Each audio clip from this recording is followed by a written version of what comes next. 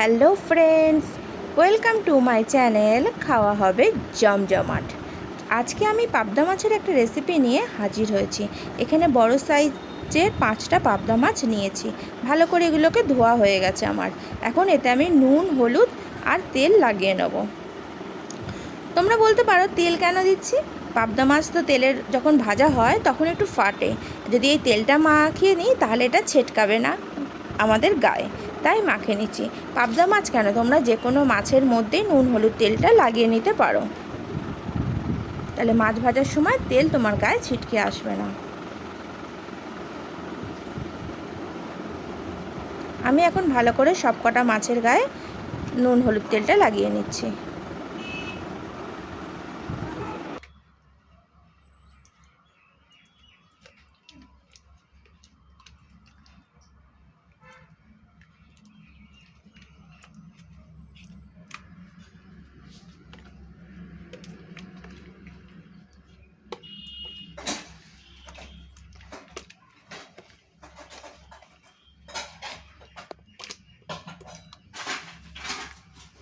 নুন, হলুদ মাখিয়ে আমি এটাকে মিনিট 15-20 রেখে দেবো মাছটাকে। 15 মিনিট পর কড়াইতে তেল দিয়ে দিলাম গরম হতে। এখানে আমি সর্ষের তেল ইউজ করেছি। তেলটা গরম হয়ে গেছে। এখন আমি একটা পাবদা মাছ এর মধ্যে দিয়ে দেবো কড়ার উপরে। আমি এখানে একটা করেই মাছ ভাজবো, আর মাছগুলো অনেক বড়, দুটো করে এখানে ভাজা সম্ভব নয়।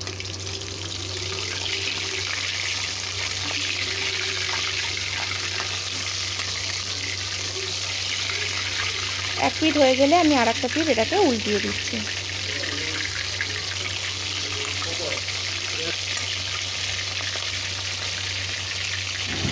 এইভাবে আমি একটা একটা করে সমস্ত মাছটাই ভেজে নেব। এখন আমার সমস্ত মাছগুলোই ভাজা হয়ে গেছে। মাছগুলোকে একটা প্লেটের মধ্যে আমি তুলে রেখেছি। এবার গ্রেভিটাকে বানিয়ে নেব।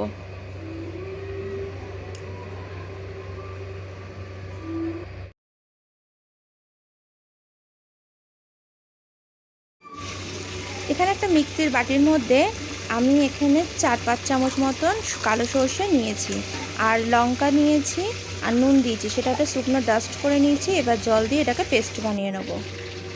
এখন আমার পেস্ট বানানো হয়ে গেছে। এবার এই সর্ষে পেস্টটা আমি একটা ছাঁকনি দিয়ে ছেঁকে নিচ্ছি,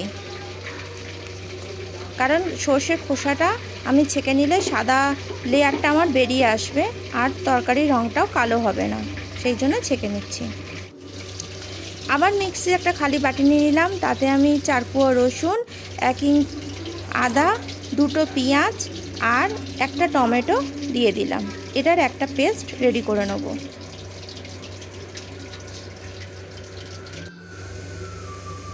আবার খালি মিক্সির বাটি নিয়ে নিলাম। তাতে আমি দিয়ে দিচ্ছি 3 চামচ মতো টক দই।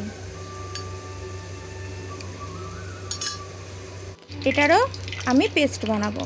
কড়াইতে আবার মাছ ভাজার পর যে তেলটা ছিল তাতে আর একটু তেল দিয়ে দিয়েছি। তার মধ্যে দিয়ে দিলাম পেঁয়াজ, রসুন, আদা, টমেটো বাটার পেস্টটা। এবার এটা ভালো করে কষিয়ে নেব।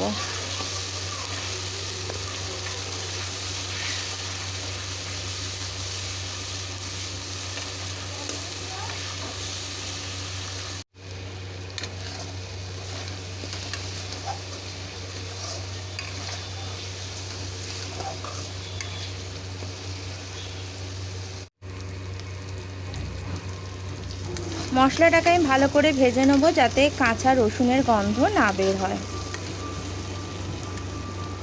এবার এর মধ্যে দিয়ে দিচ্ছি এখানে 1 চামচ মতো কাশ্মীরি মির্চি আর হলুদ গুঁড়ো।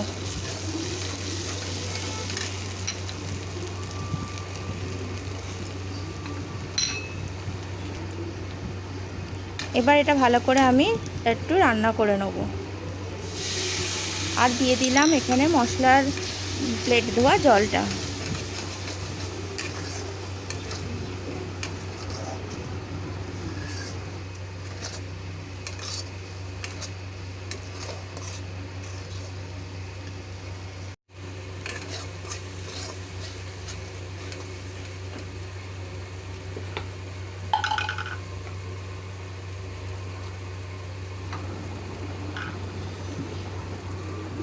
এর মধ্যে দিয়ে দিচ্ছি টক দই, যেটা মিক্সির বাটিতে আমি ফাটিয়ে রেখেছিলাম। এবার একটু রান্না করে নেব। তারপর এর মধ্যে অ্যাড করে দেবো সর্ষের পেস্টটা। ভালো করে মশলার সাথে এই পেস্টগুলো মিশিয়ে নেব।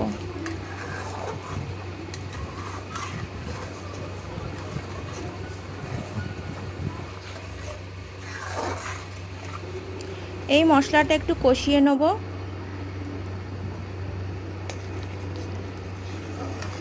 আমার ভালো করে এটা মিক্সড করে নেওয়া হয়ে গেছে। এবার এর মধ্যে অ্যাড করে দিচ্ছি গরম জল। গরম জল তোমরা তোমাদের যতটা গ্রেভি রাখবে সেই হিসাবে তোমরা দেবে। আমি এখানে বেশি জল দিলাম না, কারণ আমি একটু গায়ে মাখো মাখো এটা বানাবো। এখন আমার গ্রেভিটা ফুটতে শুরু করেছে। আমি নুন মিষ্টির মধ্যে অ্যাড করে দিয়েছি। এবার একটা একটা করে মাছ আমি এর মধ্যে ছেড়ে দেবো।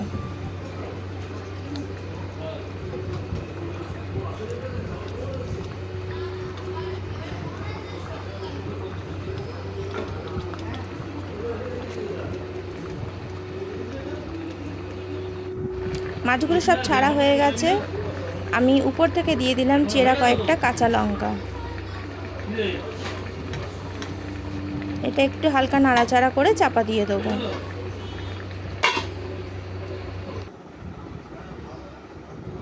ফিরে আসলাম 8 মিনিট পর। এখন আমার গ্রেভিটা টোটালটাই রেডি হয়ে গেছে মাছের রেসিপিটা।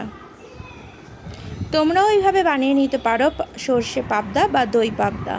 আর আমার রেসিপিটা যদি তোমাদের ভালো লেগে থাকে তবে অবশ্যই সাবস্ক্রাইব করো আর পাশে থাকা বেল আইকনটিতে ক্লিক করো যদি তুমি আমার চ্যানেলে নতুন বন্ধু হও।